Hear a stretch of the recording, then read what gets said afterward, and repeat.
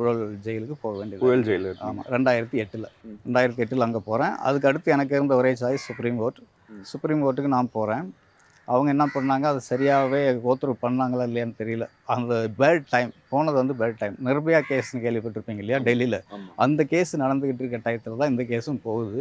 ஆட்டோமேட்டிக்காக லேடிஸ்க்கு எதிரான கேஸ் அப்படின்னா கண்ணை மூடிட்டு ஜட்ஜ்மெண்ட் கொடுத்துட்றாங்க. ஹைகோர்ட் கொடுத்தது கரெக்டாக தான், நாங்கள் அதில் தலையிட விரும்பலன்னு ஒரே வரி தான். ஆனால் விசாரிக்காமல் கொடுக்க மாட்டாங்களா? உங்கள் விசாரணை அதிகாரி நேரில் வந்து விசாரிச்சு? சுப்ரீம் கோர்ட்லேருந்து அப்படி யாரும் விசாரிக்க மாட்டாங்க, பேப்பர் தான் பேசுவாங்க. ட்ரையல் கோர்ட்டில் மட்டும்தான் நேரடி விசாரணை. ஹைகோர்ட்லேயும் பேப்பர் தான் பேசும், சுப்ரீம் கோர்ட்லேயும் பேப்பர் தான் பேசும்.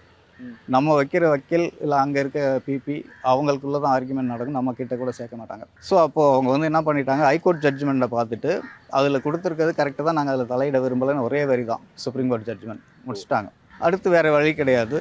அடுத்து அரசாங்கமாக பார்த்து இந்த முன்கூட்டி விடுதலை அப்படின்னு சொல்லுவாங்க இல்லையா, தலைவர்கள், அரசியல் தலைவர்களோட பிறந்தநாள், முக்கியமாக தமிழ்நாட்டை பொறுத்த வரைக்கும் பேரறிஞர் அண்ணாவோட பிறந்தநாள் தான் அதுக்கான நாளாக வச்சுருக்கிறாங்க. அண்ணாவோட 100ஆண்டு விழா அந்த மாதிரியான வரும்போது அந்த மாதிரி அக்கேஷன் என்ன பண்ணோம், மொத்தமாக ஆயுள் தண்டனை சிறைவாசிகள் 10 வருஷம் 15 வருஷம் முடிச்சிருக்கவங்க எல்லாத்தையும் தமிழ்நாடு ஃபுல்லாக இருக்கவங்கள தேர்ந்தெடுத்து அவங்க நன்னடத்தை அடிப்படையில் வந்து அவங்கள வந்து விடுதலை பண்ணுவாங்க. அதுதான் எனக்கு இருந்த ஒரே சாய்ஸ்.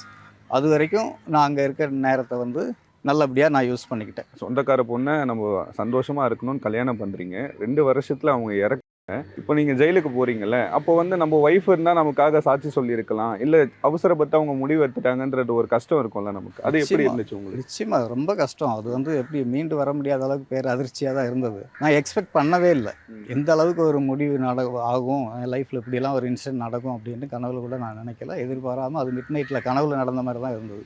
அட்லீஸ்ட் அவங்க பொழைச்சிருக்கலாம், கொஞ்சம் ஒரு 5 நிமிஷம் உயிரோடு இருந்து கூட ஸ்டேட்மெண்ட் கொடுத்துருந்தா எங்கள் வீட்டுக்காரர் செய்யலை அப்படின்ட்டு ஒரு வார்த்தை அவங்க சொல்லியிருக்கலாம் இல்லையா? இல்லை, அவங்க இறந்தது எவ்வளோ வருத்தமாக இருக்குது உங்களுக்கு? ரொம்ப வருத்தம் தான், ரொம்ப வருத்தம். ஏதோ பிரச்சனை சொன்னீங்களா, அம்மாக்கா உங்களுக்கும் பிரச்சனை, மாமியார் மருமகள் பிரச்சனை, அது வந்து அதை பற்றி ஷேர் பண்ணாங்களா அவங்க உங்களுக்கு? அதான் சொல்கிறேன்னே, அவங்க 6 மாதத்துக்கு மேலே ஆகும் அம்மா எங்களை பார்க்க வந்து. அவங்க வந்து அந்த 2 நாள் தான் அங்கே தங்குனாங்க. அந்த 2 நாள் அவங்களுக்குள்ள என்ன நடந்தது, மறுநாள் தான் பக்கத்து வீட்டு லேடிஸ்ன்னு சொல்லி தான் தெரியும். என்ன, அவங்க மதியம் 2 பேரும் சண்டை போட்டுக்கிட்டாங்க, குழந்தை இல்லைன்றதை பற்றி ஏதோ பேசினாங்க அவங்க அம்மா, அதனால தான் 2 பேருக்கும் சண்டை வந்தது.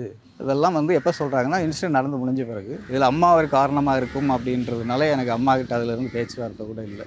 அம்மாவே ஒரு வெறுப்பு வந்துருச்சு எனக்கு. அவங்க தான் பார்த்து விரும்பி கல்யாணம் பண்ணி வச்சதேவும். அதுக்கப்புறம் போனால் போட்டு, அதாவது என்ன சமாதானப்படுத்துறதுக்காக அந்த வார்த்தைகள் யூஸ் பண்ணுறாங்க, போனால் போட்டு. அது சரியில்லை இல்லையா? ஒரு பொண்ணோட வாழ்க்கை போயிருக்கு, இருக்காங்க, போனால் போகட்டும் வீடுன்னு சொல்ல முடியாது. அதாவது என்ன தேத்துறதுக்காக சொல்கிறாங்க. இப்போ ஒய்ஃபை பறி கொடுத்துட்டு, உத்தியோகத்தை பறி கொடுத்துட்டு, எல்லாத்தையும் பறி கொடுத்துட்டு நான் நிற்கிறேன் இல்லையா, என்ன சமாதானப்படுத்தணும் கொஞ்சமாவது, இல்லைன்னா பையன் ஏதாவது பண்ணிக்குவான்ற மாதிரி கூட அவங்க நினச்சிருக்கலாம்.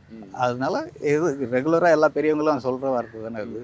இப்போ இது வந்து அவங்க நீங்கள் சொல்கிறீங்க, இப்போ கொலை கேஸ் தான் அவங்க மேலே போட்டிருக்காங்க. இது எப்படி அவங்க ஸ்டேட்மெண்ட்டில் என்ன எழுதியிருந்தாங்க? நீங்கள் ஸ்டேட்மெண்ட்டில் எப்படி எழுதியிருந்தாங்கன்னா, நானும் அம்மாவும் சேர்ந்து அவங்க மேலே மண்ணெண்ணெயை ஊற்றி கொளுத்தி விட்டு கதவை அடைச்சிட்டு வந்தோம் அப்படி எழுதிட்டாங்க. அப்படின்ற மாதிரி எழுதிருக்காங்க. ஒரு ஹெல்த் இன்ஸ்பெக்டராக இருக்கீங்க, சிறைக்கு போகிறீங்க, ஒய்ஃப் இறந்துட்டாங்க, இது எவ்வளோ கஷ்டமாக இருந்துச்சு? சிறையில் எப்படி இருந்துச்சு உங்களுக்கு? கஷ்டம் அப்படின்னு பார்த்தா பெரிய கஷ்டம்தான்.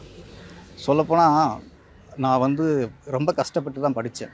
ஃபஸ்ட்டு கிராஜுவேட் அந்த குடும்பத்தை ஒரு சாதாரண மிடில் கிளாஸ் ஃபேமிலி, விவசாய ஃபேமிலியிலேருந்து படித்து வந்தது பெரிய போராட்டத்துக்கு அப்புறம் தான் நான் படித்து டிகிரி வாங்கி ப்ரொஃபஷனல் கோர்ஸ் படிச்சுட்டு நான் அந்த போஸ்டிங் வந்தேன்.